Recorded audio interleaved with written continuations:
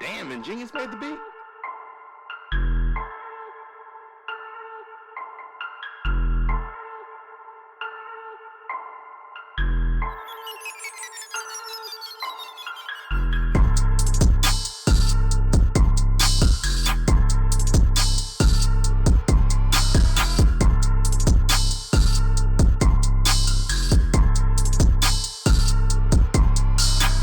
Yo, welcome to another episode of the Coach Life Podcast Radio. I'm, of course, your host, the Prince of Positivity, Coach Steve. Joined with me, as always, my partner in crime, co-pilot, Coach Luna. How we doing, brother?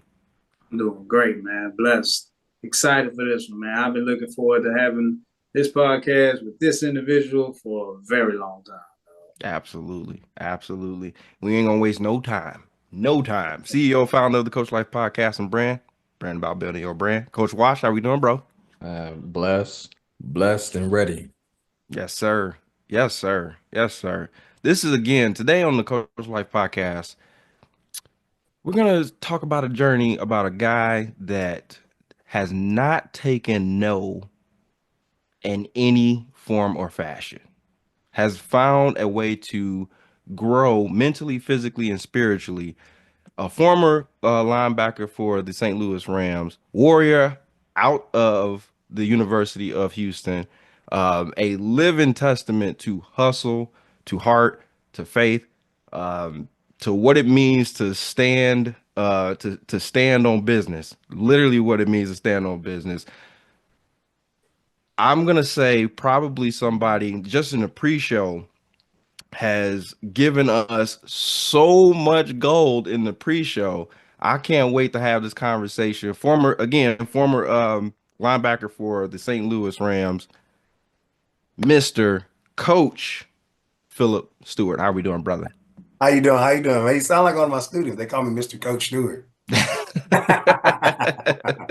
Mr. Coach Stewart. I was like, There you you can go. call me either one, man. We So, gotta put some emphasis on that, man. We gotta put the emphasis on there. man, I How you doing, appreciate it. brother? I appreciate it. I appreciate it. I'm doing all right, man. I had track practice today, so I was looking forward. I left track practice early. I was like, hey, I got a podcast I'm excited about. So I couldn't wait to get here. My Dude, daughter, she in there playing in her room. She was like, what you gonna be talking about? So I'm excited, man. I'm excited to talk to y'all, man. I can't wait to, go on this journey with you guys. man, we are very excited. I know Luna obviously has a lot of tie back to you. Doing again for you guys, playing football together at the University of Houston. So before we jump into the University of Houston, before we jump into all of that, um, I kind of want to do just like a quick fast five. For anybody Okay. that doesn't know who you are, I throw quick five questions at you. Give me your quick answers for these quick five questions. Okay. So that way people kind of get a little bit of a gist of who you are. All right. So, Coach, tell me, first question for you, favorite movie of all time. Favorite movie of all time. Ooh, that's hard. It tells you a lot about yourself in that movie, so be Yeah, careful. I'm torn between the two, but I'm gonna go with life. I was about to Ooh, say, Stu, if you don't say life, you're a liar. I'm gonna go with life. I'm gonna go with life. I'm always quoting movies and I'm always quoting movies with my boys. So life is one of them, especially them two, Claude and Ray always arguing. That's how me and my boys were. So life it is, man. that's an awesome movie, bro. That's an awesome movie. Oh, definitely. So, if we had a one-way trip, a one-way ticket to anywhere in the world, where would we go and where are we staying? Ooh. See, in my past life, we were heading either to Miami or Las Vegas. We just have a good time, you know what I'm saying? But me right now, I probably would take a trip to, I don't know, I want to go exploring, man. Like my boy George is from Ghana. I told him I always wanted to go there. So I think I'll probably take a trip to Africa somewhere. Oh, Like now, nice. yeah, I want to go explore some stuff, especially just seeing different things. I'll probably want to go there. But like I said, in past life, we was going one or two cities to have a good time, or I go home to Houston. There you go. Oh, can't miss home, man. Can't miss Ain't this home. home? Heck nah. One food that you feel like you can chef it up in the kitchen with right now. What's something you feel like you putting down the sauce right now? Uh, some wings. I got pretty good, man. Now I got to feed for other people. I'm pretty good at some wings. There I you throw go. some wings down. I can make some wings. I can season it real good. So And now I you're learned that talking from my my boy language. George because he used to make them spicy. So I got my spices down from him. So I can make some real good wings. Or what we had last night, some spaghetti. Yeah, There you go. There you go. You yeah, took Coach Washington language right there with the wings right there. That's yeah. I good. like some wings, dude.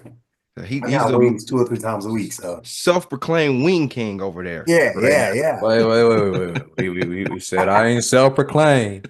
I ain't do that. I ain't do It's that. okay. I'll take that title. Don't worry. I'll take it. Yeah. Don't let him take it from y'all can Luna, have a Luna, cook-off. Luna made good wings too, though. So And Luna, what are we I saying think a is lot of my friends can really cook, to be honest. I'm just getting really started because me, I'll just eat anything, you know what I'm saying? So now me cooking, like I'm real good on wings. I do wings. It's because my and, daughter told me my wings are the best. So and I'll Steve take hasn't that got title. an invite. So I'm just putting it out there right now. Just putting it out there. So Luke so can cook. yeah, I'm gonna make my way out there too. I'm waiting for these wings too. I've heard about these wings for forever. I've had Lloyd's wings. I have not had Luna's. And now you Ah, say you Lord, you make got to get wings. him some I gotta make wings, your man. wings, bro. Got him, I bro. gotta As have soon as yours we now. fire for sure. What is the book we are reading right now? Where do we have Oh, our eyes I over there? actually just finished the book. What's his name? It's what's my favorite guy, Lee. What is his name? He just got hired at the Raiders. The head coach. Pete Carroll. Yeah, I just got Hmm. to read that book. As I get closer to the football season, I try to get back into like a couple like coaches that I really like. You know what I'm saying? I think I did Nick Saban leading up into spring ball, leading Hmm. into the season that I had. I read the Nick Saban book, so I think I said I got to keep with these books. So I just finished the Pete Carroll, man, with some pretty good stuff in there that I think I want to use to kind of get because I think every so many 5 years, I think the kids start to change. And I think I got to approach these set of kids differently than I approach my last few years. So the way he would get those people to morale around him and around the program, just listening to that book, I think I want to try some of those things. And then a couple of I went to a couple of coaches clinics and I grabbed some stuff from there too. So I'm excited about spring ball. Some things I want to implement this year because I'm starting to see a change in my junior class. I can see some of them still on the wave of my other kids, but some of Hmm. them on the wave of these other ones, and they need a little bit more, a little discipline. So I'm excited about like some stuff I got out of this book. I want to see if it's gonna really work. You know what I'm saying? And Pete Carroll's been successful everywhere he's went. So hopefully this book gave me some pretty good insight. Awesome. Awesome. That's crazy. You Awesome. asked me. I'm like, I don't read no book, but I actually just finished reading that book. So, It's fat. I'm doing a little bit of homework right now, hey, just a I little bit, appreciate that, man. just a little bit. What's a quote that we live by today that we would not have lived by maybe 5 or 10 years ago? Uh, quote. I gotta. Dang, I'm a quote guy too. Dang. Um, so I got one quote that I live by every day. My homeboy that passed away 2 years ago, man, he called me before every season, named Zach McMillan. He used to always call me and tell me, "Hey, man, don't be down there trying to get a lot of wins.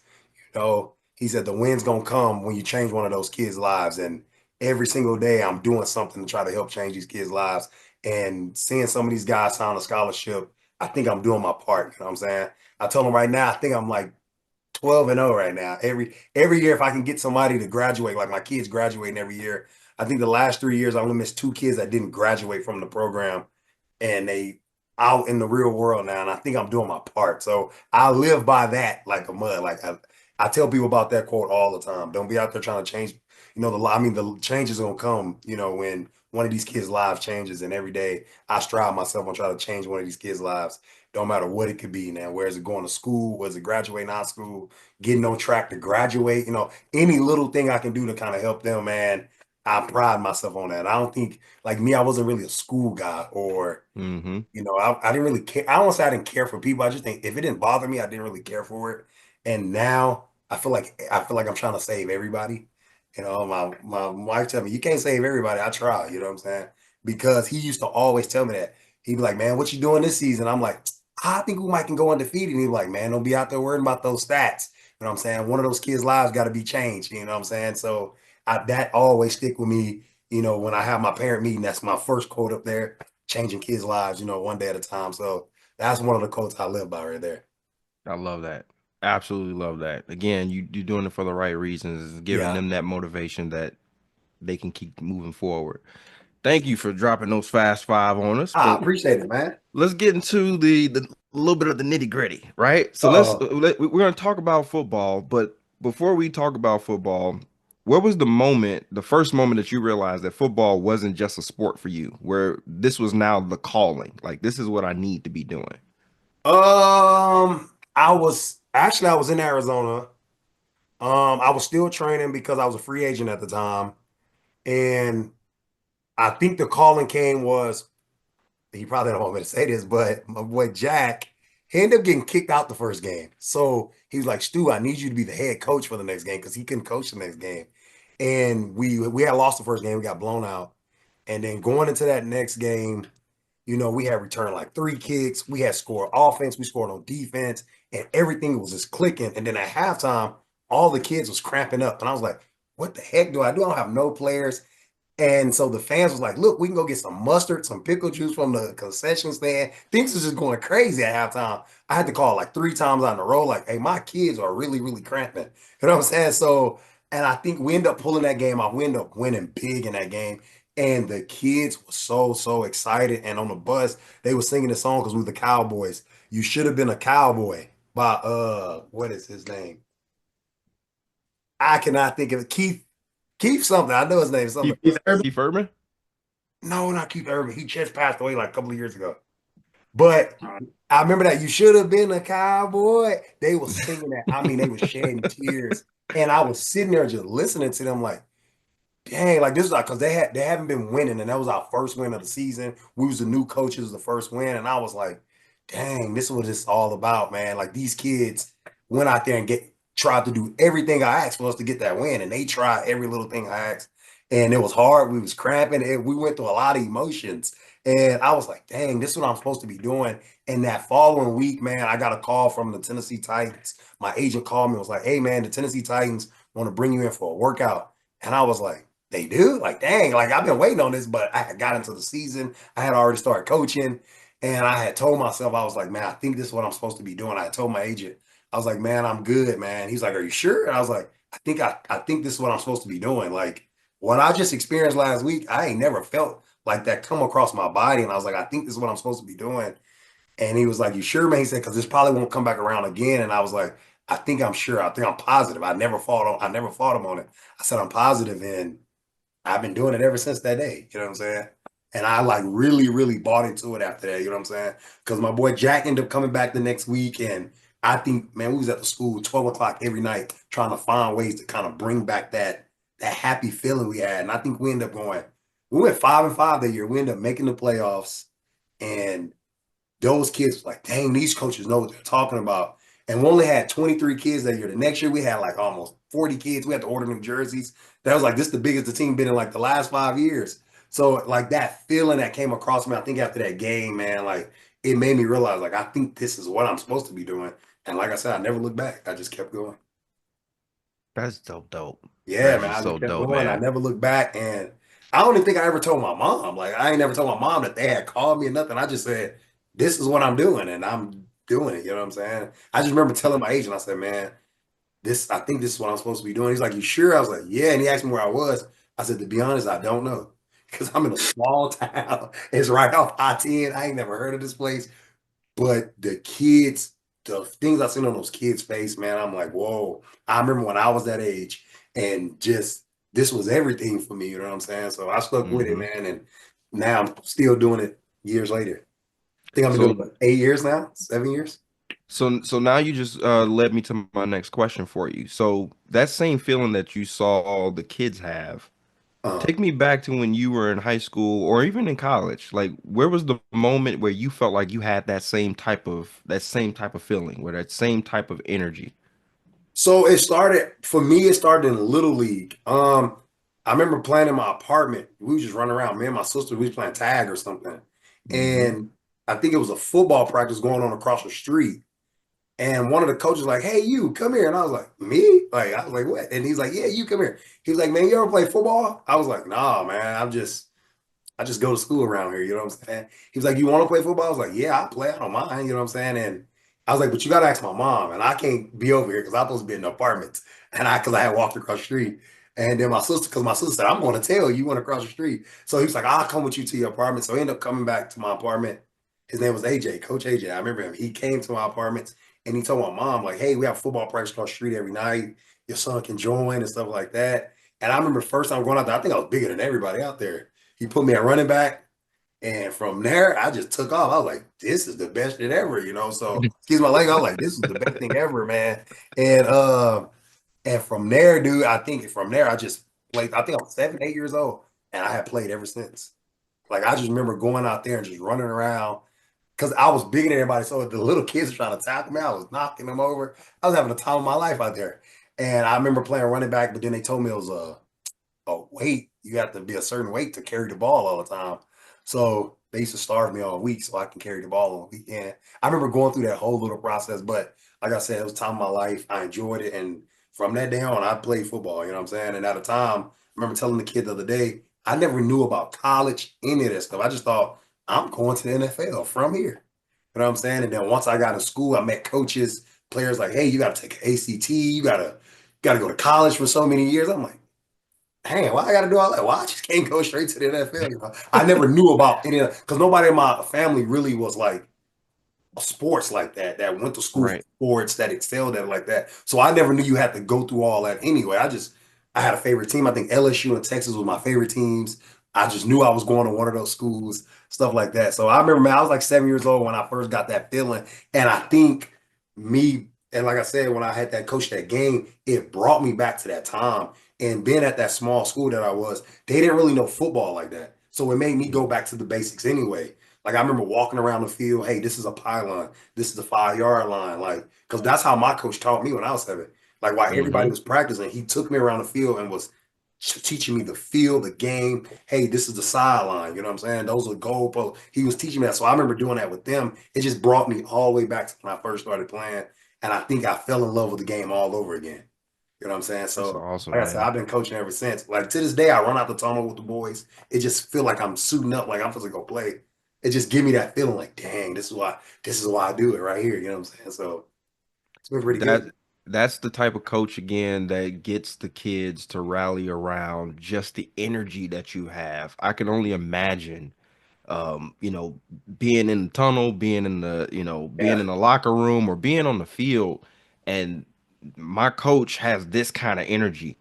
yeah. It's infectious, right? Like it's like this makes you want to go and run through a wall for Oh that yeah. coach, right? So that's dope, man. That's dope. Was Oh man, there ever appreciate it, man. Like I said, it's the best feeling in the world.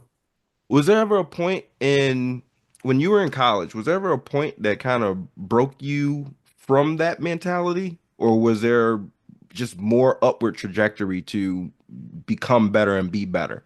I don't think nothing ever broke me. I think, like I said, I think I kept the main thing. Like I had fun, I enjoyed myself in college, but I always made sure, like, hey, dude, I know I told myself I wanted to go to pro, so like I never Hmm. missed workouts. Even if we came home late, I go sleep in the locker room. Like I'm not missing those workouts because I knew that was gonna get me to where I was trying to go. You know what I'm saying? I never let that lose my mind, like my sight. Like I always had that in the back of my head, like, hey man, I want to do this. So, like I said, when we went places, we always went places with a group of people. Like I never tried to go nowhere by myself. I was always hanging around like guys that was doing something positive with their life.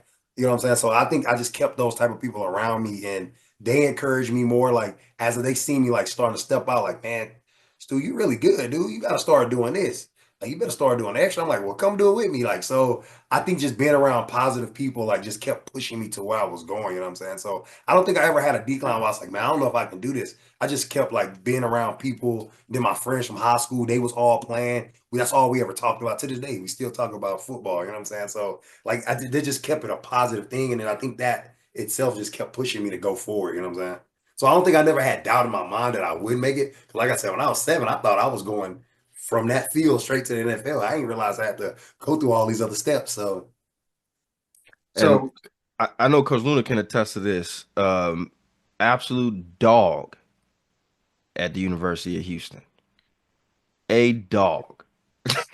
These stats don't lie, bro. Stats do not lie. Again, I believe you led the the team in tackles your senior year, correct? Yeah, yeah. Yeah, I did. I did my senior year, then my junior year, I led with interceptions. Well, I led the whole state, but for the nation at Yeah. linebacker. So I was all right, man. I did pretty good. You had a great 4 years of college, sir. A great 4 years. Coach Luna, can you kind of again, I know you can probably pick a billion stories, but can you elaborate on how good Coach Stewart was playing with him? Talking about the slam man? Absolutely. Oh, Absolutely. I Oh heard that man. nickname, by the way. It sounds like dude, it hurts. a parent made me a theme called the Slam. I was like, "How you know about that?" She said, "Oh, I looked it up," and I was like, "Oh my gosh!" So I had a Man, couple people out here in Arizona call me that. I was like, "Whoa, what you know about the Slam, man?" Like she made me a whole thing about it. Oh, man, Coach Stewart, I want to ask you is so like I said, I've been with you every step of the way. I've seen you grow from freshman year when you stepped at high tower all the way to where you are now. uh-huh. Where was that moment when we were at high tower together, when we were playing? When did that on switch turn on for you to be like, hold on, I could actually take this another step. Like I can actually be really good at this football. To be honest, my coach probably don't even know. I was a class clown, man, and I like I said, I tell my kids now, like, dude, I went to school every day. I had perfect attendance, but I was in there to act up, you know what I'm saying, to entertain people, you know what I'm saying?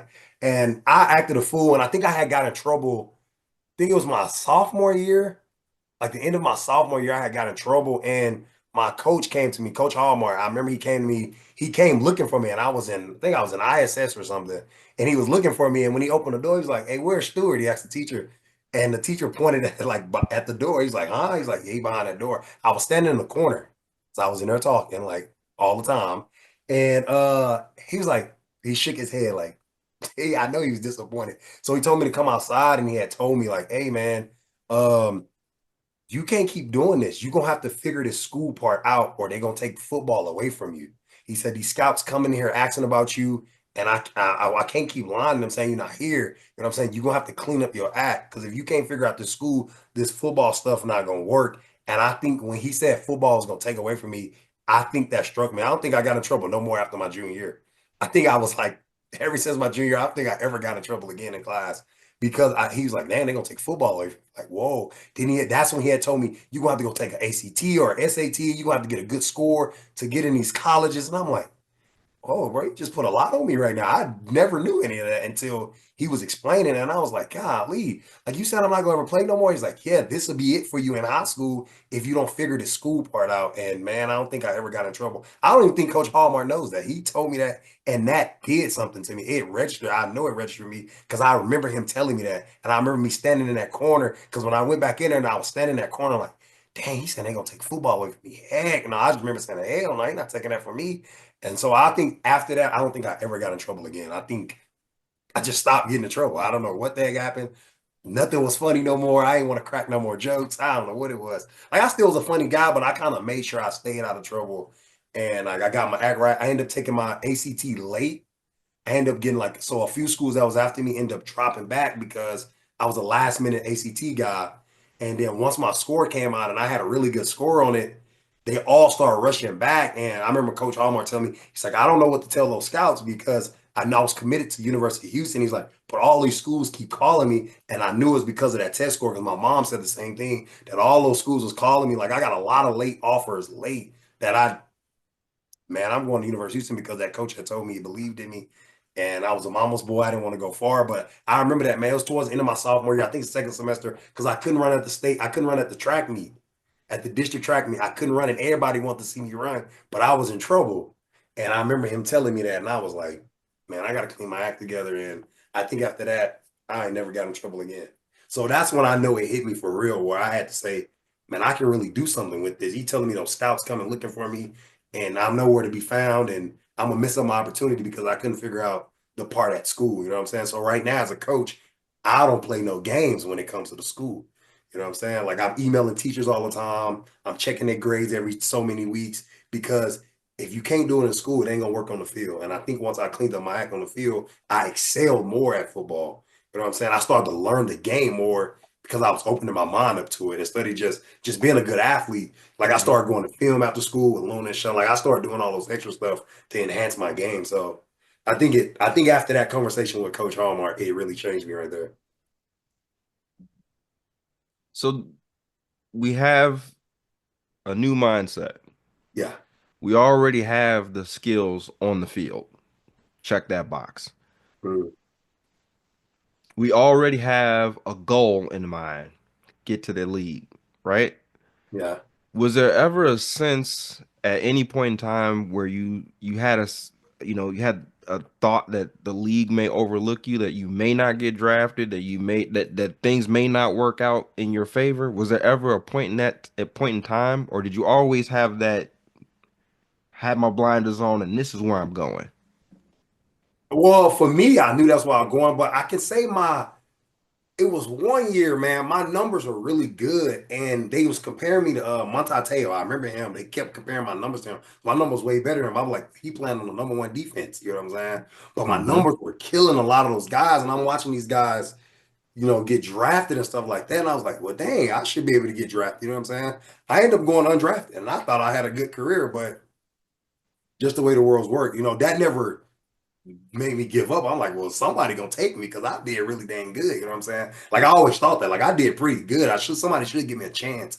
But I don't want to say I had doubt. I kind of thought about it more like, well, dang, because I remember not getting drafted. It was like the fifth, sixth round. I'm at the house and I'm like, well, dang, maybe they don't want me. You know what I I'm was saying? there. And I I was there remember, with you, Stu. yeah, I remember I was like, maybe Was they at the don't want me. practice. But I'm just thinking about that. Maybe they don't want me. And then I remember when it was going into the sixth round, maybe Fisher called me and he was like, we traded away our seventh or our sixth pick. Our next pick, we had gave it away. So he's like, we don't have no more picks in the draft, but we really want you to sign with us. I remember he said that. I was like, whoa.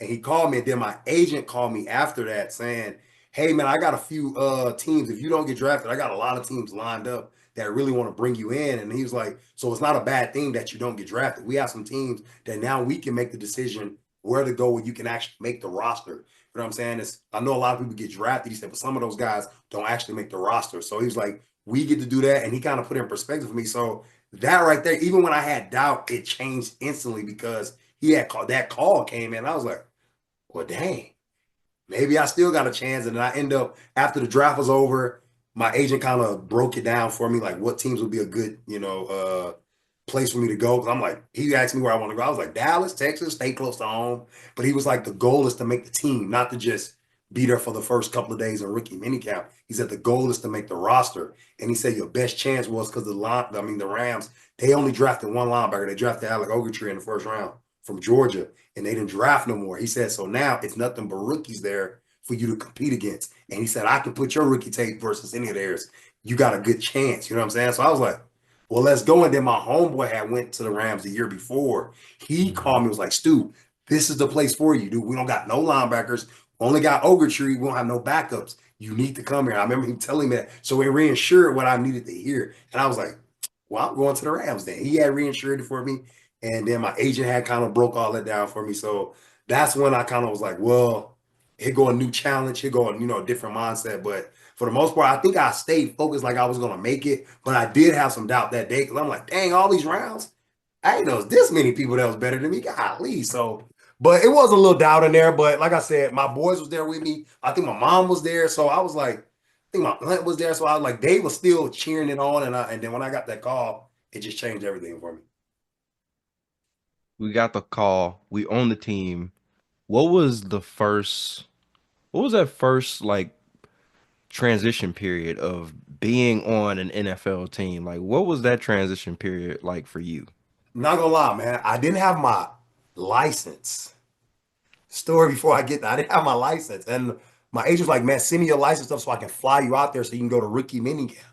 And I was like, rookie minicamp? I was like, dude, I gotta graduate this weekend. I can't go out there. He was like, man, you trying to graduate or are you trying to make some money? I said, trying to do both. But he was like, you Right. already officially graduated. You're just not gonna walk. I was like, yeah, but my mom want to see me walk, dude. I was like, man, he was like, hey, and then that's when he said, look, we trying to make some money. We'll walk later. I was like, you're right. So he told me to send me my license stuff. I was like, I don't got my license, dude. He's like, what? You supposed to graduate college? I said, I never cared for none of that stuff. I ain't care for driving. I just was playing football this whole time. You know what I'm saying? So I remember getting my license. I remember him flying me down there. And I think when I got in the facility, I'm like, holy smokes, because you see all those guys that's been there. I remember Chris Long. We had James Laurinaitis. I remember seeing these guys like, man, I remember these guys on TV. Like I'm in the same building with some of these guys. What Mhm. was his name? From LSU, Brock. Michael Brockers. I was like, dang, I remember him. I went to school with his wife. Like this dude in the NFL too. Like, yeah, I just remember being at facility and seeing all these guys that I seen on TV just a year or two ago. You know what I'm saying? So I think when I got there and I started seeing it, talking with the coaches and stuff like that, it was like surreal. Like, dang, dude, I'm in the NFL. You know what I'm saying? Then all the food and drinks. Dude, I think I gained like almost 15 pounds in like 2 weeks, like just from the food that I can have at my hand, like at the facilities, they fixing me this for my body to gain weight, so like that. And I think that's when I'm like, holy smokes, like I'm here. You know what I'm saying? Like I don't think we got a house until a year later because they made all the rookies stay in a hotel for like the first 6 months. So like I said, I think it's when I actually got down is when it really, really hit me. And then I came home after the 3 days and I remember my mom and them, they threw me a party and all that. And I still was thinking like, damn, I was just up there. Like now I don't feel like I'm in the NFL because I'm back home. But when I was up there, I felt it. You know what I'm saying? So it was good, man. And like I said, I enjoyed every step of the way because I went to Canada too. So I enjoyed every step of the way, every process that I went through. I enjoyed it. So having that experience, what would you say would be that NFL experience? What would you say would be the biggest takeaway that you've had playing in the NFL? That is a business. It's a business all the way down to the T. I remember learning that it is a business, man. You got to take care of your body. You got to know what you're doing. You know what I'm saying? Up there, it's not about who's good and who's not. Everybody's good here. You know what I'm saying? It's all about who can execute these X's and O's the best. You know what I'm saying? How can we catch them in the wrong defense or something and we can go score? Because everybody's good. Everybody's fast. You know what I'm saying? So it comes down to the X's and O's. Who's gonna go watch film? Who's gonna get ahead? And I was fortunate enough, our Mike linebacker, James Laurinaitis, man, he knew plays before they even come. Like when they line up, oh, they running this, they running that. I'm like, bro, how do you even know that? He said, film watch. The way they line up, I can tell you what play they're gonna run. And I was like, and that's what got me into a lot of film watching. Like I watch film, but the way he watched film, I'm like, bro, this dude calling plays before they even get when they come out the huddle. Oh Hmm. man, yeah, when they put that tight end right there, yeah, they like to run this and then I'm like, boom, boom, boom. I mean, like he knew, and I'm like, oh, this a real NFL player right here. You know what I'm saying? I think he was like a 7 or 8 year vet when we got him. He had already been playing in there, and I was like, dude, I remember when he was at Ohio State, dude. He was good. I never told him Hmm. that, but I was like, I'm thinking in the back of my head, this dude was good. Now it's confirming this is why he was really good. This man knew everything. So just being there, man, and just understanding that process, taking care of your body, doing things the right way, man, the league will take care of you. But when you not doing the things the right way, you'll be out of there fast, dude. Like fast, you know what I'm saying?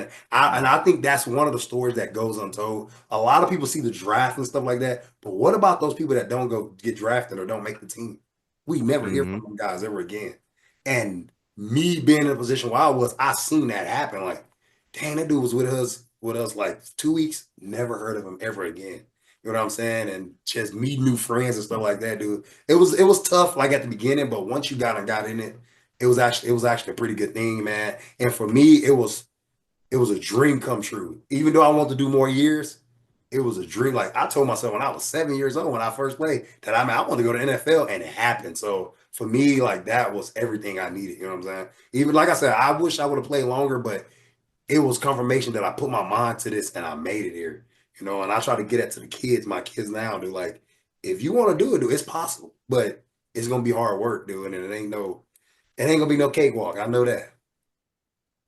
I love this because we can see the development of the Steward system, right? Yeah, You can see how it's changed and how it's progressed as you literally have gone from Pee Wee me to too. the NFL.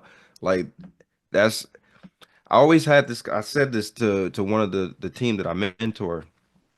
It's like I asked them, what's your goals? What are some of the things that you guys want to do? And it's always, I want to be a manager. I want to be, a VP. I want to be a C-level person, or I want to be this, or want to be that, right? You understand where they want to go, but getting to that and what it takes to get to that is two totally different things, right? So Yeah. you having to elevate yourself in multiple different facets. Where do you feel like you had the biggest growth from making those transitions? Where do you feel like the biggest growth happened for you? For you? I think the biggest growth for me is when I tore my Achilles because I tore my Achilles in the office. I was just jogging. I don't know what I was doing. It popped. And from there, I was like, oh, snap. What do I do next? Like, I remember calling my agent, like, hey, man, I just tore my Achilles. They supposed to send me home. My leg broke. I can't even walk, dude. I don't know what to do. I was spazzing. And I remember when I went to talk to Coach Fisher, he was like, look, man, we loved you coming out of school. We think you're going to be a really good player for us, man. We're going to keep you on the team, dude. We'll get you healthy, get you back up. So that took a sense off me like, man, all right, I'm good. Hmm. But I think me just not being able to play, it kind of made me kind of realize like, my mom always told me, man, hey, make sure you graduate. You were going to that school for 4 years, make sure you graduate. So I always thought, man, I got my degree, you know what I'm saying? And stuff like that. So I thought about stuff like, because I was injured. I couldn't walk for like a month. They didn't want me on my feet for a whole month. So I'm just sitting in the house Hmm. all day by myself. And so I thought about like just crazy things. Like I'm just thinking about stuff. But I think right there is when I really grown as a person. Like, hey, man, if this don't work out, man, I do have my degree. I thought about all those stuff if this don't work out because I was thinking about that injury.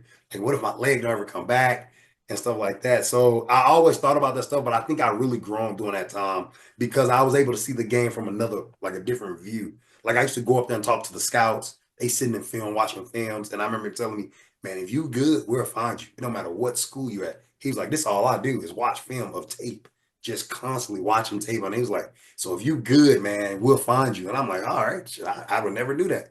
And then just watching, going to the like coaches meeting, I have to play, so I never have to prep. But I'm watching how everybody else is prepping, how the coaches are prepping. And I remember playing for Coach Williams, man. He used to coach he used to be with the or New Orleans. And I remember he had told us, he was like, man, I don't when I coach, man, he said, I don't study plays, I study coordinators because everybody gets in the habit. You know what I'm saying? They get repetitive. Like when they find something that works, they like to go to it all the time. So he said, I study coordinators. I watch what they do. I know what they like. I know what they don't like. I know what bothers them and stuff like that. So he said, that's how I'm able to call my defenses because I know. And then he kind of said at practice today, he's gonna run this play first because it's like a drive starter for him. I'm like, dang, this dude, like the way he was breaking that down, man, I'm like, dang, you learning the game from a whole nother view. I'm not even thinking about the game like that. You know what I'm saying? I'm like, dang. So now that I'm coaching, I think about stuff like that. You know what I'm saying? Like every time we play this team, he likes to throw this off to kind of get the drive started. So what I'm out there, I'm telling my linebackers, hey, that running back coming out. I know it is. So just watching just me being injured and watching the game from another point of view kind of helped me learn the game more, I think. And it kind of helped me learn like who I am as a person. Like, dang, I can learn more football out here. You know what I'm saying? I thought I knew a lot of football, but it was more learning to do. And I still think it to this day, you can continue to learn. You know what I'm saying? Just watching some of these good offensive coordinators get real creative. And I'm like, God dang, I would have never thought of something like that. So it's like I said, it's a lot to learn out here, and it's good to, to keep learning and stuff like that. And now I'm getting into reading these books that's kind of helping me, come at a different direction than like just, a lot of people, I don't cuss, I don't yell at the kids. Like I feel like that's what most people do. You know what I'm saying? I think I just talk with them like, hey man, what's going on today, man? You look like you're not feeling well today. Man, coach, today not today, man. Take 2 days off, man. Take 2 days, man. Get your head right. You get hurt out here if your head on it. So me, like I said, I think when I got hurt, it kind of made me appreciate the game a little bit more. And it made me kind of look at the game a little bit different. So now that I'm coaching, all those little things that I didn't learn, I kind of use now. You know what I'm saying? Hmm. Absolutely. So when you um Luna, you look like you had some. You, Yeah, I was just gonna ask you, Stu. So tell us a little bit more about like what happened after the injury. Like what came after Mhm. the Achilles injury? What was the next thing? Because previous guest Braylon, Yeah. he's talked to us about his Achilles injury and the just the mental fog that he had to go through. So I'm pretty sure you battled your own things, and then even Yeah. after you did get healed, tell us a little bit about that journey after. So coming off the killing, man, the Achilles injury is serious business, man. And I think my second year now, I'm coming off the injury, so I'm ready to play. But at this time, I got a bone spur growing into my ankle, and I didn't even know it. I'm thinking it's still the Achilles. And I'm like, I'm telling the trainer, like, dude, something's still going on with this ankle. I don't know what's going on.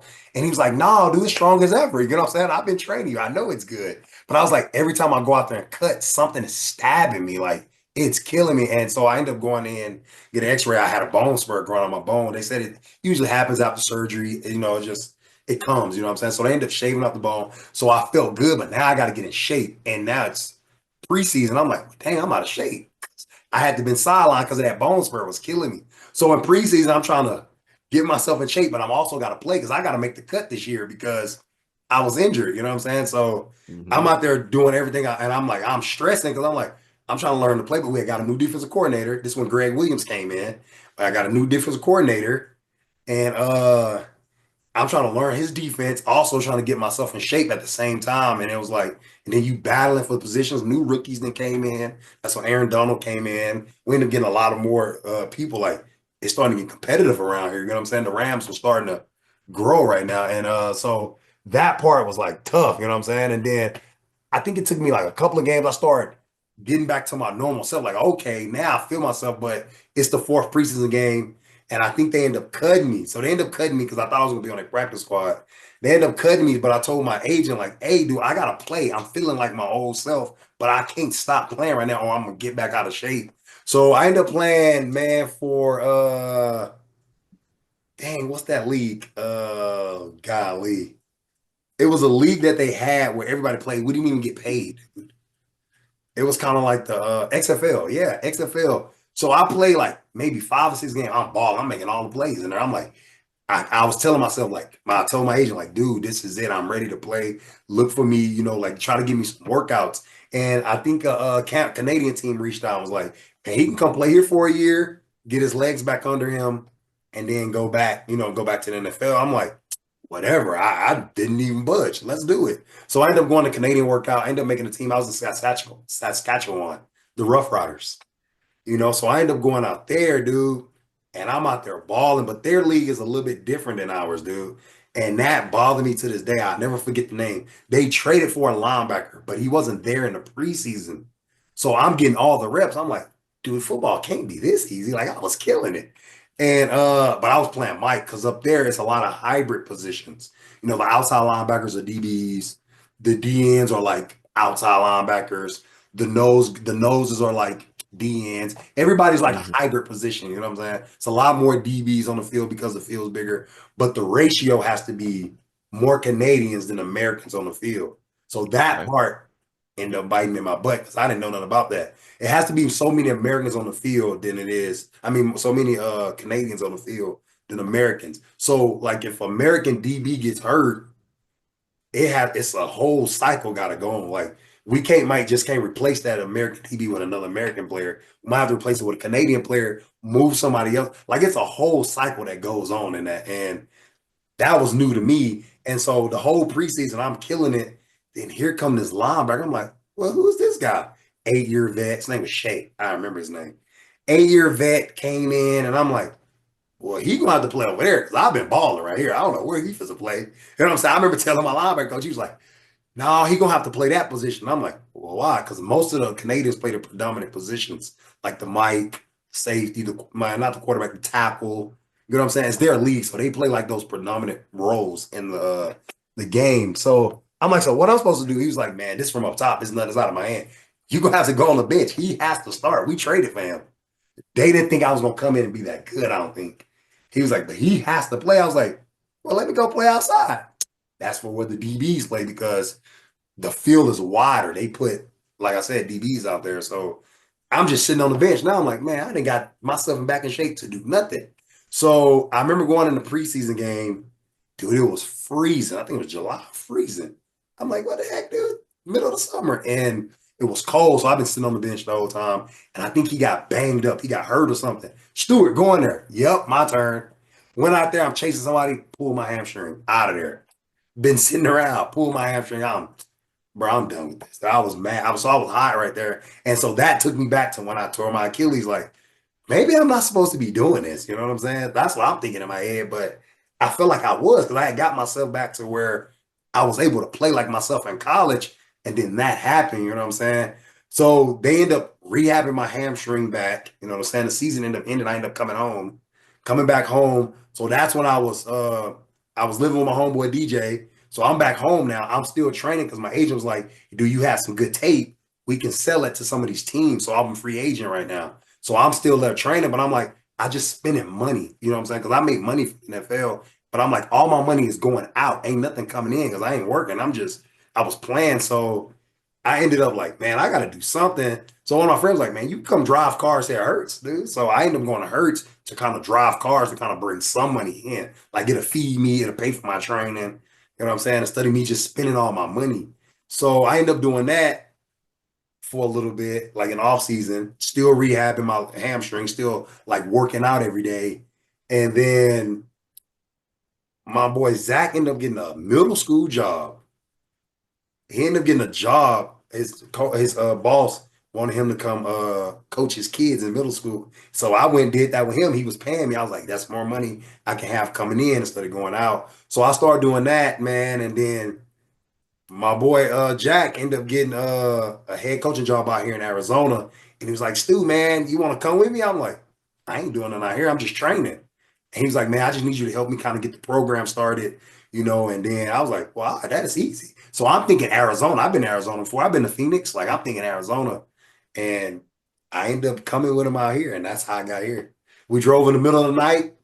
It was pitch black. And so when we got there, I'm like, man, it's dark, dude. Ain't nothing out here. Like you can't see nothing. It's pitch, like no lights. There's no street lights in Arizona. I mean, there's no Hmm. Tucson. We don't have no lights. It's dark everywhere you go. So it's dark. The next morning I woke up, the school's across the street, the stores across the street. Everything is right on this one street. I'm like, bro, where we at, bro? Everything's like right here. You know what I'm saying? And that's when I feel like we're in a small town named Wilcox, man. And that's how I ended up in Wilcox. That's how I got to Arizona, right there in the middle of the night. Came out here, and then, like I said, I got the coaching. All that stuff happened in the first game.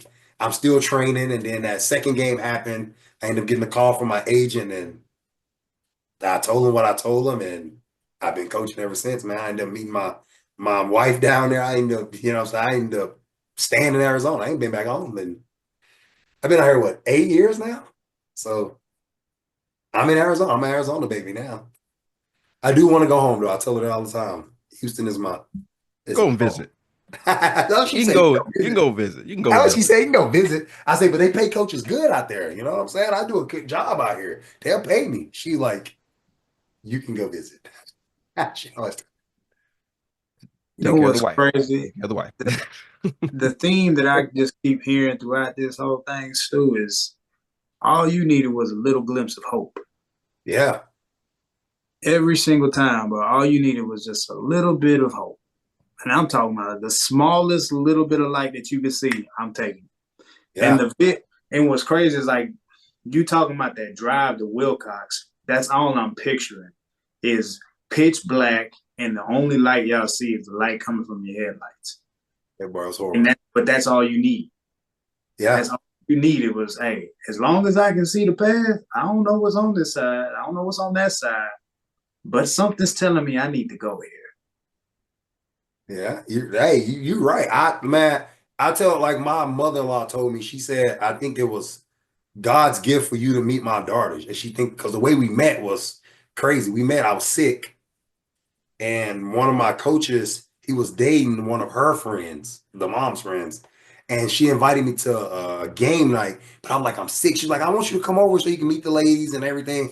I'm like, but I'm been dying all day. My fever at 103. I'm dying around here. But my fever had broke earlier that day. So I was like, I think I'm feeling a little bit better. I'll come. And I ended up going over there to the game night.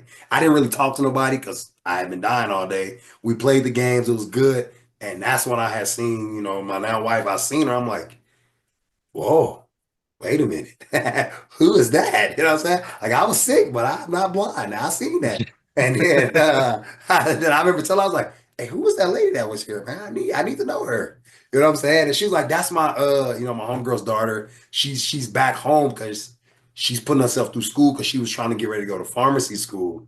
You know what I'm saying? And I was like, well, I need to know her now. Wait a minute now. So I ended up meeting her. You know what I'm saying? And like her mom, I remember her mom told me like when I asked her, can I propose to her? She said, I think she said God sent you here to meet my daughter because my daughter lived in Phoenix. She wasn't even supposed to be here.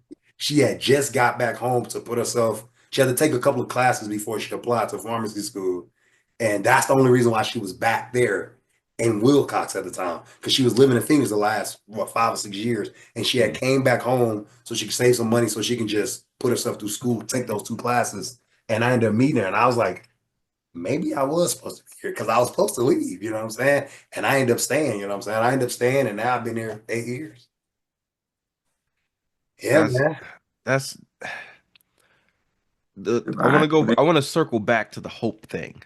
Uh, I want to circle back to that really quick because for a lot of us who played football, either in high school or collegiate, having the opportunity to play in the pros and then having another opportunity presented to you to play in the pros and then turning it down, for a lot of us, we probably wouldn't have turned that down. There has to be a very strong pull where you have to have your ears open and listening to somebody that tells you this is the direction that you need to be going in. For you personally, physically, mentally, and emotionally, what was the hardest part of pulling yourself completely away from the game? What was the hardest part for you of letting go of the game essentially? so I don't feel like I was letting it go because I still was around it. Like I wasn't in Mm, the NFL, and I was like, but I didn't argue with myself when I told him, man, I think like I didn't even call him back. I don't think I ain't talked to my agent since that day. I was done with it. And I felt like because I kept telling myself, man, if I leave and I don't make the team, I'm gonna miss out on this opportunity. These kids, man, they loving me. They was because when I was training, those kids were training with me. I go run the block, they come run the block. They didn't have a weight room. Their weight room was probably so small, like a closet. But they had squat racks. They had all the weights. They just didn't really. It wasn't open. Like nobody never. They just had everything stacked up in that room. And I'm like, well, if we open this up, we really can make this a nice weight room. But we wanted them to repaint it and everything. So we brought all the weights outside. So we lifting weights outside. So they was following because I was like I said, I was training. I was doing all my drills. I was doing everything that I needed to do, and they was doing it with me. And I was watching them get better doing it. But he was like, well, how mm, you do that, coach? Like, what would make you do this? And I'm telling them why we did this, why we do these drills, stuff like that. So seeing them like listen to what I was doing and they was trying to do it themselves and then watching them try to implement it in the game, I'm like, whoa, like dang, I remember my coach telling me, and like I just was bothering me. So when he called me, he's like, "Hey, I got a coach. I think it was the Vikings. He was like, hey, man, or no, the Tennessee Titans, the Titans. And he said, man, the Titans call, want to bring you in for a workout, man. He's like, you want to do it? And I was like, man, nah, man. I said, I think I found out what I'm supposed to be doing. He's like, what you doing? I was like, I'm out here coaching, and I love it, dude. And I think this is what I'm supposed to be doing. And I don't want to, and if this is what I'm supposed to be doing, I don't want to leave. And he was like, and he, like he said, are you sure? And I'm like, I'm positive. Like, I didn't second guess it. I'm positive. This is what I'm supposed to be doing. Like, if you would have seen the stuff that I seen on these kids' faces and what that they was putting their bodies through to perform well out here, I was like, I think this is what I'm supposed to be doing. And I never questioned it. You know what I'm saying? And to this day, I never questioned it. And I'm still around the game. I still get to coach it. Like the kids, they watch the NFL and they always asking me questions about it. And I'm able to give them answers, little stuff like this. They be like, well, why, how come, what's his name? Peyton Manning always say Omaha. And I was like, because he probably gave them like 2 plays in the huddle and he told them to go to the other play. They was like, dang, how long the playbook? Very long. Jeez, coach, are you gonna bring that kind of mhm. playbook here? Definitely not. We won't get nothing out of y'all because I was Not like, at all. Not at I all. won't get nothing up out of y'all. Like that's gonna be tough. So just being like, and then some of the kids go Googling me or what was you on Madden? And I was like, yeah, I was on Madden. They was like, what was your ratings? Man, Madden screwed me over, but they gave me slow speed. They always asking me questions. So like I said, it's a beautiful thing to talk to them about it. And they was like, dang, that's crazy, man. Like you actually made it. And I was like, well, yeah, it was something I put my mind to when I was y'all age.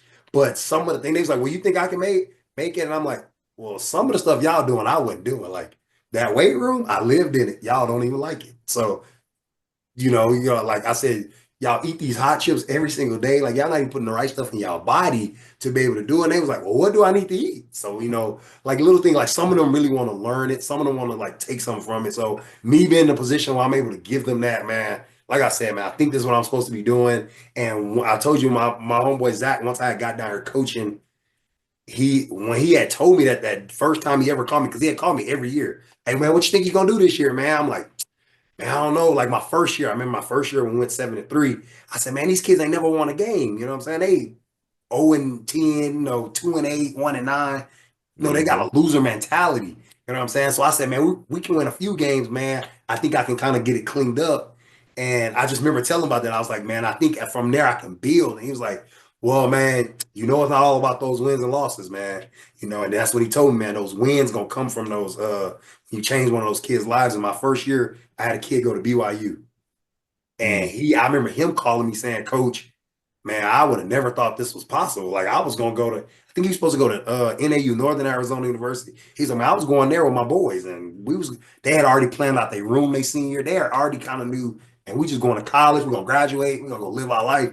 And he ended up going to BYU, and then some of his other friends were like, man, Coach, I want to go to college too and play some football, like because they had fun that year and they wanted to keep that fun up. So we had a couple of the guys go to a couple of Division II schools, man, and from then on, it just took off for me. You know what I'm saying? And I feel like I tell my wife all the time, good things happen for me because I'm doing it the right way. You know what I'm saying? I'm doing it for the right reason. I'm not out here trying to just get a lot of wins. The wins are coming because I'm doing it the right way. You know what I'm saying? So I'm very All appreciative, facts. man. I grew up in the church and I believe that. And just some of these kids, man, Coach, I really appreciate you being here. And I was like, I think I'm supposed to be here. I think I was supposed to be here to meet you, to tell you. I don't know what I'm supposed to tell you, but something I'm going to tell you going to change the projection of your life. And that's why I think I'm here. That's why I think I was sent here. And man, every day I'm trying to live it, for these kids, man. Like I became the prom king, man. I bought me a Letterman jacket. Like I do everything for them kids. I like, this is what we did at my school. We walked around with our Letterman jackets. I bought me one here. So now my football players, it's 110 out here. Coach is doing that jacket, man. School pride, you know what I'm saying? So just doing all those little things I know I did in high school that drew me to the game, man. I try to do it out here, and I just think it's working for me because, like I said, I'm doing it the right way, or I'm trying to do it the right way. So it's working. It's more of you doing it for the right reasons. Yeah, The It thing I is. keep getting hearing in my head right now is that your purpose gets revealed when it becomes bigger than you.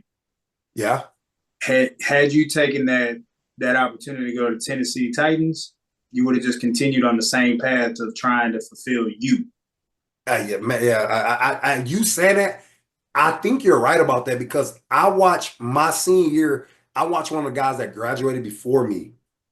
He went through that process. He got cut. He didn't really know what to do after the fact. He kind of came, stayed with us for a little bit. I don't think he knew where to go or what to do. And he was stuck in that rut for like a year.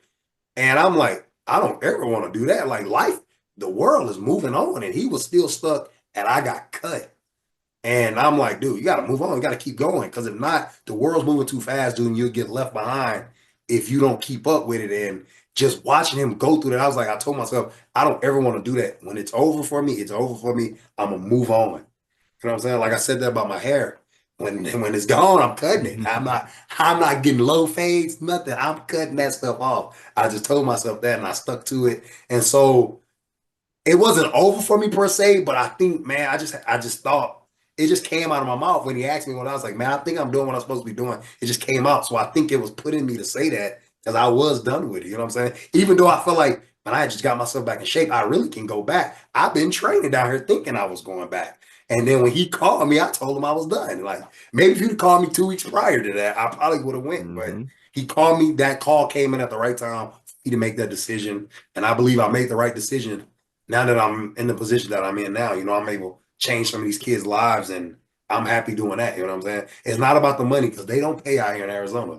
Trust me, they don't pay. So it's not about the money. I think it's for the love of the game, the love of the kids, and just being able to pour into those kids, man. Bro, I love this partly because for a few reasons. One, we talking about purpose and we talking about setting purpose and giving purpose to children, which I think is monumental. It's absolutely monumental. Everything you said told us that you didn't put your identity in your jersey, you put your identity in your purpose. That's what sets you apart from everybody else, right? I want you. I know you're gonna have your kids know you're on this podcast. You told them that you was leaving to go to get on this podcast. Coach, man, let's So go over some starts. I mean, I got a podcast, baby. I got to get on exactly, here. I'll help you in the morning. like we'll do that for early in the morning, right? Early in the morning. For those kids that I know you have some on there that have massive potential, some that you know in your mind you're saying that guy can go to the league. Uh-huh. This guy can make it. This guy can do it. You can For see it, yeah. those for those particular players that you have in your mind that may get a chance to watch this and hear you speak about where you were and where you are today, what is something that you can tell them that is one truth that no coach or scout is going to tell them, but something that they need to hear? Oh, I've been giving a free game this whole time. But one of the things I can tell them is that once, especially that now that they get ready to go, like some of my seniors, when they get ready to go to college, everybody's there is good. Everybody was that guy on their team. That's why they're here. You know what I'm saying? And like I said, I got a player right now that's getting ready to go to a big school, and I told him like they're gonna be good up there. But the way you got ahead of everybody in high school, that's the way you got to get ahead of them in there. You got to put your head down and just go to work. You know what I'm saying? Like he was able to stay focused in a world that's full of distractions. You know what I'm saying? You gonna get distracted. It's gonna be, hey man, let's go to the party here. Your boys, the quarterback, they gonna say, let's go there. But for you to get where you're trying to go, sometimes you're gonna have to tell them, nah, it's bigger things out there for me. You know what I'm saying? That party gonna be there when I get done. You know what I'm saying? So just being able to stay focused, man, because it's gonna be easy to get sidetracked, man. Like I said, man, it's easy to get sidetracked. They got the world at the hand in their phone. They got, man, right at their palm. They got the world at their hand, and it's so easy to get distracted. But if you can find a way to stay focused, man, you give yourself a fighting chance. You know what I'm saying? But a younger me, like if I'm coming in as a freshman, coming into high school, I would tell them, hey, it's gonna be tough. None of this stuff gonna be easy. And even when you think it's easy, do more because it's not. Especially the way college is transitioning right now. I believe, like I tell my younger parents, if your kid don't come in ready to be on varsity as a freshman, mentally and physically, he's behind by a long shot. And like I had a freshman that came in that did that this year, he was on varsity, and I was like, those kids now have to catch him, but he likes to work. So how do you catch him? Oh, I just do Mm, extra, but he does extra. So how do you catch him? He was like, well, I got to mhm, do twice as much. You will. And once you catch him doing twice as much, now you got to do just as much as you just did to catch him to get ahead now. So I'm like, man, like it takes a lot to get, to where I got, you know what I'm saying? And we didn't even have that much distraction. It was hard trying to get to mhm, shoot, get out of high school. You know what I'm saying? Like I think Luna can vouch for, man. We had a lot of kids from our class alone that lost their life that didn't even make it out. You know what I'm saying? Like we lost a lot of kids from our class. You know what I'm saying? And it wasn't that they was out doing nothing dumb. It happens. Life happens. You know what I'm saying? So I try to tell the kids, man, stay of course, man. Keep good friends around you. You know what I'm saying? Try to do things the right way because do things the right way, good things happen, man. And I can attest to that because I try to do things the right way. Even though I kind of got sidetracked, I was acting up in class. You know what I'm saying? I got back on track. I kept trying to do it the right way. And it ended up working out for me. It was, like I said, a dream come true. You know what I'm saying? I never thought I'd be a coach. I always told my kids I'd never be a coach because I know what I did to my coach. I gave them a hard time. And my kids now give me a hard time. And sometimes I gotta bite my tongue because I was like, man, I remember when I did that dumb stuff too. Like it kills me. I be, matter of fact, go push them plates. right. We'll do some up downs now. They know about those up downs. It We'll do is. a good 150 of those things. I call those character builders, man, because after so many, man, we're not doing that no more. Coach trying to kill us doing all that. So we build a lot of character around here. So like I Love it. said, man, it's for I think what I'm doing now, man, like I said, I'm supposed to be doing it. I'm enjoying it. Like I don't complain. I'm never tired. I'd be up 2 or 3 in the morning just breaking down film, doing crazy stuff, and jump right back up at 6. Not even tired. And my wife like, boy, you don't sleep. Man, you get tired doing something you love. I can do this all day. You know what I'm saying? So Mhm. I love it, man. It's been good, man. The journey's been good. People keep asking me, am I gonna go to college? I'm like, "Oh, I like high school right now. So I'll think about that later. But like I said, man, it's been good journey, man. I try to give kids every little thing. And it's not just the athletes I talk to. I try to, man, if you go to my school now, man, I try to talk to every last one of them. I got a kid that's We call him the Flying Tiger. I got a kid with special needs on my team. He stayed with me all 4 years. He graduating this year. I'm so proud because when I first started off teaching, I started off in special needs, man. So he wanted to join the team. He joined it, and he fought through it all 4 years. And I didn't treat him no differently than those other kids. He stepped out of line. We was doing them up downs, and he had to do them too. And I think he gonna appreciate that as he get older. Like he had a couple of character. He built some character too. So like I said, man, I appreciate. Try to talk to everybody, but that's how I was in high school. I probably was friends with everybody. You know what I'm saying? I don't care what it was. I probably was friends. I was a friendly guy, so I still try to do that to this day. I try to touch everybody or be able to give something to somebody. You know what I'm saying? And even if they weren't my player, they didn't play a sport. It's something I'm supposed to say to them to keep them going on their journey, man. And like I said, I'm trying to change everybody's lives. So it's good. I love that, Man, man. Stu, you know what's crazy about that? What? Is I kept trying to think like how am I gonna be able to put into words in an appropriate time to talk about what you did for me. Oh, I remember you texted me on that, man. I to this day, bro, like that was a very defining moment that helped me like really change. Cause now you see how I've been now, bro. Like Yeah, yeah. But I think that was put in me to tell you that. You know what I'm saying? That I didn't just pull that out of the air. You know what I'm saying? Like, dude, like I legitimately like, bro, I looked at my phone and the first thing I wanted to say was, bro, me and you used to drink together all the time and drink and drive and do all these things together all the time. Like, why? yeah. That was the first thing I wanted to say. But then immediately, bro, I was like, nah, that's not how I'm supposed to read this.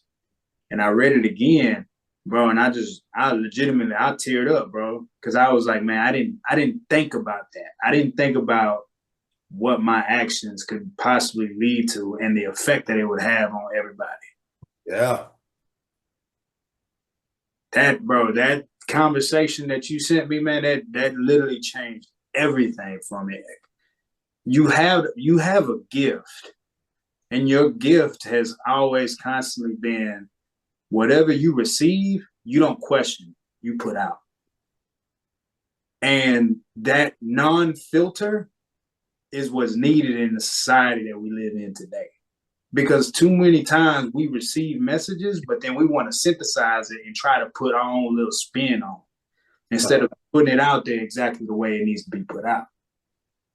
Yeah. And the person that's delivering it is going to receive it the way he's supposed to receive it, right? So I don't know, man. I read that podcast when you said that, and I was like, whoa, I didn't know I did that. You know what I'm saying? Like, whoa. Like a lot of things I don't be knowing. Like, I'm not doing it to get like feedback from it. I feel like I'm supposed to tell you this to either save you or save me. You know what I'm saying? Like helping you might help me. You know what I'm saying? So that's how I look at it. Like, I think just any little thing, like even with my daughter, I tell her little things like I'm telling she like, why you tell me that? Because one day you might have to tell somebody this, you know what I'm saying? And it's probably gonna help them, you know what I'm saying? So that's kind of how I am. And you saying that, I never really looked at it like that. I don't ever look like I'm giving out good game. I feel like I'm just giving out the word that I'm supposed to give out, or it's being put in me, man, to give out to people, man. And I think just I don't know, it's tough. Hearing somebody say that, it's tough for me because I'm like, I think I was changing nobody's lives, to be honest with you. I'm just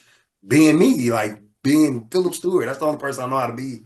And like I'm still silly, I'm still goofy. You know what I'm saying? I'm goofy with my kids, I'm joking all the time, man. The only person I know how to be is me. So hearing you say that, like, dang, that made me like, whoa, I didn't know I did that for him. You know what I'm saying? So I appreciate you telling me that, dude. Nah, but trust me, but I appreciate it because you can get very. We talked about systems in our last pod. You can get very caught into your habits and just doing things that you always done, and you think that this next phase of your life you can continue to keep doing the things that you used to do. Yeah. And I talked about this with Steve in pre-show. I don't think growth can happen without change. Yeah. And that message that you sent me was 1,000% a call to change.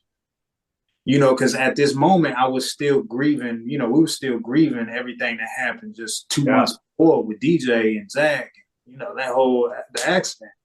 And I was still processing and trying to grieve and also try to like get myself better. But I'm like, nah, God is placing it on me to say, if I'm trying to go there, this is gonna have to stay. This version that's trying to become can't come with that. Yeah, you And gotta leave some of that that's what behind. like you put on my spirit, bro. And ever since then, like matter of fact, after that day, I went I went alcohol free for like I 21 remember days. that. Yeah, I remember that. And you went I out, I think told you you, ended up going out of town or something. yeah. I I said, remember man, you. Yeah, I remember that, I dude. said, bro, I'm going Hey, out. dude, man, I ain't never know I do that, dude. That baby feel some type of way right now, dude. Man, but You're bringing a tear to my. I it never, like did. I said, man, I don't ever look for. How can I say it? Like I think this year, like I think I done won the region every year since I've been here. I done won coach of the year. Like I don't be looking for.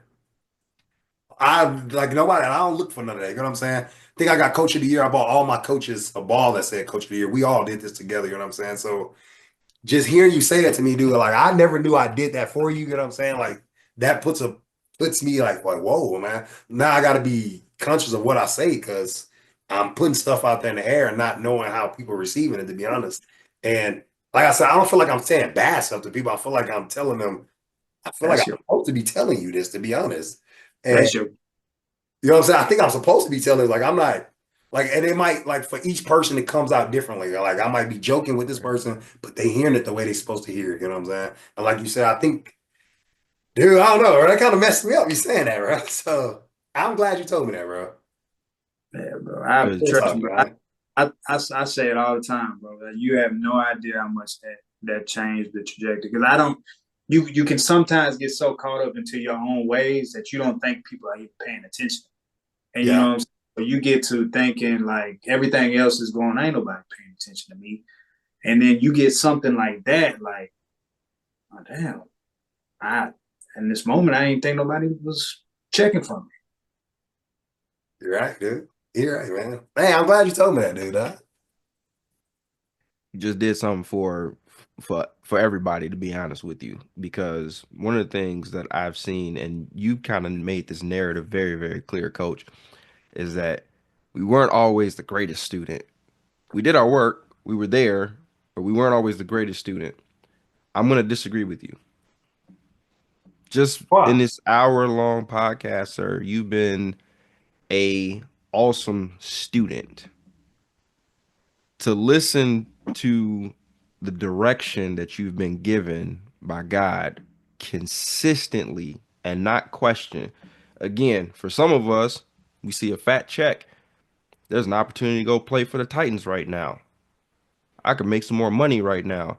There was a point in time when you said that you just went to go work for Hertz. Why? Because I just need some money right now. But I'm still not gonna let this take me off the path of what I want to do and where I want to go and what I want to be and what I want to give. The purpose was always apparent. It was always apparent. And it could not be a better story to hear. This is where I was. This is where I am. And we can see in the gap all of the growth that happened. We can see all the direction that happened. We can see all of the identity that was created from that gap. It is so reassuring to hear this. I hope and pray that you continuously keep that open ear so that he can continue to point your direction to where you need to go or where you know you need to go. And the cool part is like when I say where you need to go, let me rephrase that. Where he needs you to go, because you have never taken any steps based on what I know about you today, and based on who's listened to this podcast. It doesn't sound like you've taken any steps for selfish reasons. You've taken all those steps for others. You've I always think that's put why I other keep being people's first. blessed. Absolutely. That's 100% why you're being I blessed on oh a I regular tell that basis. to my mom. She was like, "You just think you could just wake up happy every day." My mom said, "Like, who wakes up happy every single day?" I said, "Me." Like, heck, I'm waking up mad for it. I'm good. Ain't nothing wrong with me. Got So another Hey, day see, above I ground, think don't you? like I said, I don't think about all that stuff, but then when you put it in that sense and when like somebody's talking to me about it, I'm like, well, I don't even be thinking about it like that. You know what I'm saying? Right. I'm just living, you know what I'm saying? And I feel like I don't know, like I said, I don't feel like I'm giving people like gems for them to go and be. I just feel like I'm doing what I'm supposed to be doing. I'm saying what I'm supposed to be saying, and it's resonating with the people it's supposed to be. And I remember when like I said, I had a kid and he was like, "Hey, dude," he's like, "Hey, coach, I think I was supposed to meet you, man. Like you were supposed to be in my life." I was like, "Me?" And he was like, "Yeah." And I was like, "To be honest, I think that too. I think I was supposed to be here to say something to you for you to go do whatever you're gonna do in life. And I think I'm gonna say, or I don't know what I'm gonna say, do or put what position I'm gonna put you in, but you're gonna go do it. And I think I was supposed to meet you. I even told that to my receiver, like, hey, I think I was supposed to come here to meet you to be with you on your journey to go where you're gonna go. I was like, I'm not saying that I'm the reason why you going there. I think I was supposed to be with you on this journey. You know what I'm saying? It was something that I probably cut out that you didn't need to see for you to continue. I said, I don't know what it is, but I do believe that. And he's like, why you believe that? I said, man, I grew up in the church and my grandma was a believer of God and I am. So I think I was meant to be here for a purpose. And I'm glad you're going to do what you're going to do. And I'm glad I was a part of that journey. You know what I'm saying? So like I said, man, I'm just living life to the fullest. I enjoy life. I have fun with it, man. Like I said, I still joke around. Even some of my kids that get in trouble, and I be like, dude, I used to do this too, man. But at some point, you got to stop. You know what I'm saying? At some point, you got to get back on the straight path, like I did. At some point, like bad things are gonna start happening for you because you're doing bad things. You're enticing those bad things to happen because that's all you're doing is getting in trouble. But when you start doing things the right way, good things happen. It might not be a lot at once, but good things do happen for me. You know what I'm saying? I ain't hit the lottery Compound. yet, but I think it's coming. You know what I'm saying? So, Can't win if you don't play, bro. there you go. I don't even play, but I think It- one day I'm gonna play one day and I'm gonna hit it. it's the compound effect, bro. It is 100% the compound effect. Dude, what was your middle name when you was a kid? Huh? What was your nickname when you was a kid? What, when I was in high school? Nah, when you was a kid. What the family used to call you? Oh, Lucky. Yeah, so I grew my name, well, my nickname is Lucky. My whole family call me Lucky. You know what I'm saying? Even to this day, when I go home, Lucky, boy, how you been out there? Like, and then my daughter, they all ask why they call you Lucky, man. But they always call me Lucky since I was a baby, and they always told me I was lucky. I don't know why I was always lucky. I'm like, well, what's lucky to happen for me? But I don't know. I embrace the name, man. It is Lucky. Even though my mom used to pick me up, hey, it's Lucky here, and my friends be like, who the heck is Lucky? You know what I'm saying? And then she'd be like, Phillip, but he was like, why y'all call him Lucky? You know, so I am lucky. I think I am lucky. I'm lucky to be in the position I'm in. So I'm grateful. I'm thankful. So it's all good. Absolutely. Man, I got one more for you before we let you go because I know we burning the midnight oil right now. Oh, that's y'all. It's early over here. Oh yeah, it's early for you. It's early Lu- over here. Luna's probably gonna put toothpicks in his eyes to keep him open right now. But It's past his I bedtime. exactly. I do have something for you because I wanted to ask you this question. I think we kind of we touched on it a little bit with a few other guests that we had on. I know I for sure I asked Braylon this same question before, but what advice would you give somebody that's facing like that's kind of at the end of their career, that's kind of feeling that's kind of at that cornerstone right now, like where do I go right now? Like that fork in the road. What what do you say to that individual that may just be finishing up, playing for the NFL, playing collegiate football, a high school kid that doesn't want to go to college and is looking for a career for himself? Like, what do you tell that person to help them find their identity and their purpose beyond the sport, like you did for yourself? First thing I tell them, don't fight it. It all comes to an end at some point. You know what I'm saying? We part of the percent that got to play it. A lot of people didn't get to play this game. So don't fight it, man. Embrace it. Whatever's the next step, embrace it. Because the only way you're gonna enjoy it if you gotta embrace it, you know what I'm saying? I never thought I would coach. I promise you, I never thought. But when I got the opportunity to coach, I I did it as if I was playing football. I put everything into it, and now it became my new identity, a football coach. You know, everywhere I go, grocery store, they call me coach. Hey, coach, there go the coach right there. I go to my daughter's baseball game. Oh, the coach is here. You know what I'm saying? So now I put on the coach's hat now everywhere I go. But I'll tell them, don't fight it, embrace it. It takes time. Some of these billionaire millionaires, Didn't become that until they was late 30s or early 40s. You know what I'm saying? So embrace it, man. We all go through that period. You know what I'm saying? I deal with some of my seniors that didn't get to go play football. You know, what do I do next? And I'm like, well, you don't know what you want to be. You're still like 18. Like I didn't know what I wanted to be until shit, probably a couple of years ago. So embrace it, man. Enjoy it while you can. Enjoy it. If you're still in it, enjoy it because it does come to an end. But I would say, man, like uh don't be too hard on yourself, man. The world's already hard on you enough. Don't be too hard on yourself. Give yourself some time. You know what I'm saying? Try to find you something else to do. Even if you want to stay close to football or whatever it is you want to do, try to find something that's smaller, that's like me, the coaching, it still keeps me part of football, you know what I'm saying? Or might would have got on a sports podcast, something that had kept me close to the game because I grew up loving it so much. You know what I'm saying? And I think I'm good in that field. And now I'm trying to get good in this other field. But man, just embrace the grind, man. You know, take it slow, one day at a time. Don't try to be like, I gotta do this, I gotta make all this money. You don't have to do that. The money gonna come. I feel like I played football for so long, from youth to high school. The money did come. I ended up making it to the NFL. You know what I'm saying? So don't rush it. It's gonna come, especially if you're really good at it. I listen to a lot of motivational speakers. You know, Eric Thomas, man, I listen to him a lot. ET. Inky Johnson. You know what I'm saying? Inky Johnson, my guy. I like Inky Johnson too. Hmm. Well, I listen to a lot of them, man, and they say pretty much the same thing, man. Like, put your best foot forward, you know, whatever it is you're trying to do. And if it don't work out, that's fine. Try something else. You know what I'm saying? We got a lot of life to live. So try something else if it don't work. And I actually had a player reach out to me the other day. He just bought him a house or apartment. He got him an apartment. He just got the manager position at the Nike store. Like it's working for him. And it was at a point where he didn't have no identity outside of football. I said, now you're the Nike manager, dude. Maybe get some shoes. You know what I'm saying? But Hmm. just watching him go through that grind, like I don't know what to do outside of 18 years old. I was like, you are 18. The one thing I tell you, save your money, invest in some stuff. You know what I'm saying? Be smart about decisions you make. Decisions you make now can affect you at 30, at 40. So be smart, you know what I'm saying? Embrace it. You young, dude. You're gonna make mistakes. You know what I'm saying? Try to limit the mistakes you make, but man, this is life, and life gonna happen to all of us, man. But be patient with it, trust in God. The one thing I've been doing every single day since this new year started, I've been going to church. You know, I wanted my daughter to be closer to God. So I think the only way that happened, my wife told me, the only way things like that happen, you have to lead us. So I set an alarm every Sunday. We get our butt up and we go to church. So, and she's liking it. She goes to the little kids part of it. So, like I said, man, embrace it, do what you can, man. And like I said, don't fight it. It's gonna happen to us all.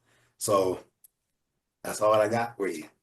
That's rules to live for life in general, not just for football. You just gave us probably the biggest dime drop ever. You just stole your whole bag, Coach Luna, your entire bag right now. Hey, That my right bad, dude. there. That no. That's great words to live by, 100%. Because again, it's not just with football like that. That's it's all going to Life end, happens to right? us all, man. Just life is going to end for us, for all of us, right? Yeah. So again, it's how we play the game. It's how we how we build ourselves and how we move with our purpose right now. Again, I thank you so much for joining the pod today. I thank you so much for being an obedient student, more than you know. Thanks. More than you Hey, know. I would have never knew that, man. I appreciate you having me on. Hey, every time I watch us, I'm like, man, I can't wait till they ask me, man. My boy Luna, he asked me. I always say that when I watch, he'll put the thing in there, like, hey, y'all watch this. I check it out. I'm like, this dude never asked me on. Then I seen a couple of my homeboys on. I'm like, dude, this boy Lou just not going. And then he texts me. I was like, man, I'm available any day. Let me know. I'll take off. You know what I'm saying? I thought we Love was it. gonna do it in the morning. I was like, Love I'll it. take off whatever day. Because I know I'm like hours and stuff behind y'all. So I'm like, man, whatever day you need me to do it, I'm jumping on. Well, Thanks, Stu. I'm gonna you tell let us you know right. when you come back. Yeah, I I'm about like, to dude, I say like doing this. This is fun. I like when I you began, like people like, man, how can you get on a podcast? I said, man, I like listening to my homeboys. They got a podcast. Yeah, I don't this care. ain't gonna be your first rodeo, bro. You'll be back because there's Hey man, I there's appreciate so y'all. much there's so much more to all of this, bro. Because you, like I said, I've been with you the whole way. Oh, That definitely, man. Like I said, bro, it's been a journey to where I got, bro. And I know where I came from and to where I'm at now. Cause man, like I said, dude, I used to have a good time, dude. I used to party. I used to, and like I said, I don't sugarcoat that with my kids now. I tell them, like, dude, I did it all, man. You know what I'm saying? But at some point, like I said, life hit me, dude. I had to get back on the right track. I had to do things the right way because, like I said, when you doing bad things tend to happen around you. Everything around you is messing up because you putting yourself in that position. You know what I'm saying? And I strive myself on doing things the right way, and I just see it like God is just blessing me with like I'm winning a lot of games because I'm not just trying to go out there and win a lot of games. I'm here trying to teach these guys how to be better human beings. You know, yes sir, no sir. We go around and clean up the cafeteria. We clean up the locker room. When we go to any school, the first thing they do, hey y'all, make sure y'all clean up. You know, coach, you get us. I'm teaching them how to be human beings and all of that is helping us win games. You know what I'm saying? Because I'm trying to help them become great individuals. You know what I'm saying? Because I believe that's what my coaches did for me. My friends did that for me. So why not get that back? You know what I'm saying? So I enjoy it, man. Love it. Love it, man. Absolutely love it. Coach Luna, I know you kind of already, you know, bled your heart out a little bit, but you got any closing words for the Coach Life fam out there, or for Coach Stewart? Yeah, I got you, bro. Stu, man, you're not lucky, man. You're blessed. Um, your whole story just comes back to selflessness and childlike faith. When you receive the things that you're receiving and you spilling that out, that's obedience, bro. That's 100% obedience because you're not questioning and you know what it is. And you said something earlier. I can't remember what you said. Like, you got to be careful with what you say. No, that's been your gift, is to say exactly how you say it and what you say. It's up to the listener. It's up to the listener at that point to go ahead and be able to understand where this message is coming from. Because if they know Phillip not coming and saying something from himself. You get what I'm saying? Yeah, yeah. And I think the home run message in that for all of us is to tune our ears to what he is trying to tell us. Because, like I said, the first thing I want to do is respond with pride and be like, bro, I ain't trying to listen to you, bro. Like, what you mean? Like, we did this together. Like, you've been in the car with me. You know what I'm saying? Multiple times. But it was at that moment, bro, where the same thing that you said, I can't continue to be this. I can't continue to do the same. I can't continue to do bad things and expect good things. For me. It's not going to happen. And, and I think that's a message for anybody or somebody that's still kind of like straddling the fence with their faith and straddling the fence on what side they want to be on when it comes to this obedience, when it comes to this faith. And it's funny what you said about like the timing of when, hey man, when I'm gonna get on the pod. This was the time you were supposed to get on the pod. Because the message that you are providing now is the message that needed to be heard at this time for somebody. We don't know who, but that's the beauty of how you've always been delivering your messages, is that you didn't know who, you didn't know what, you just know what to say. And that's the beauty in it. Because you're not looking for the glory in yourself. You just, hey man, I'm just being told what to do. I'm telling you, or I'm telling the world, it is what it is. I'm just listening and putting it out there. I appreciate that, man. Yeah, man, that's beautiful. Hey, I really appreciate that, man. Like I said, man, I don't, all the people I really talk to every day, my boys on the group chat. I talk to my family. That's about it. But I appreciate y'all having me on there, man. I like this good conversation with you guys, man. Yeah, you'll be That's what back. it's about, man. Absolutely. This is Absolutely. pretty good, man. It's gonna be we're gonna definitely have a part two for sure. Oh, 100%. I'm looking forward to it, baby. A 3, 4, and maybe a 5. I Okay, love it. I we're love gonna it. make this a couple sequels out here, bro. Hey, I like it, Again, man. Hey, I'm all for it. Like I said, man, anytime y'all need me, man, let me know, dude. I make myself available, man. I like it, dude. I like doing stuff like this, man. I got one more thing for you, but I also have something for the group that I wanted to share. That I got a message, and I wanted to make sure that I share this with everybody, because I know this person listens to the pod, and I want to make sure we share this because this encompasses everything that we're talking about right now. Everything that you just told us today on this pod, um, literally encompasses everything that I just got in this message. But before I give you this message, I wanted to just quickly say, you've Coach Stu, you've been an individual, at least from from the time frame that I've known you, and it's only been what, about an hour and some change. Uh, You've been somebody that's been about outcomes. You've been about betting on obedience as opposed to betting on yourself.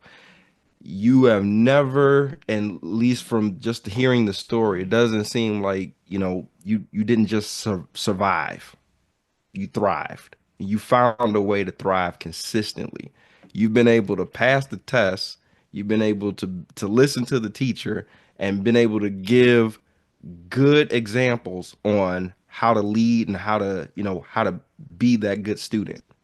Somebody that just told us on a pod for about an hour that they weren't a good student. You just showed us examples of how to be a good student. I think that's something to be said about that.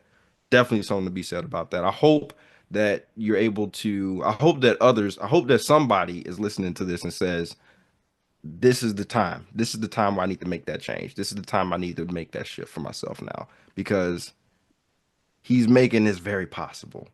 And you're 100% right when you wake up with gratitude, when you wake up with a smile on your face, when you wake up with positivity, man, it radiates with everybody. yeah. It radiates with everybody. So again, I know we said it 1,000 times. We're gonna say it 1,000 more. Thank you so much for joining the pod, pouring back into our cups, giving us more capacity. Because again, seeing your capacity, this is just gonna increase all of our capacity. I appreciate y'all, man.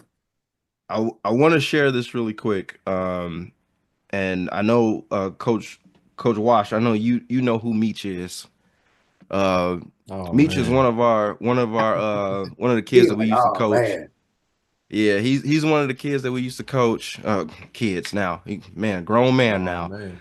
a Yeah. grown man now. But he sent me a message a while back, a little while back, and said, "I miss you, Coach. Just wanted to let you know. Definitely got to catch up one of these weekends, but I wanted to reach out to you and tell you that I started coaching." He said, Yeesh. and Man.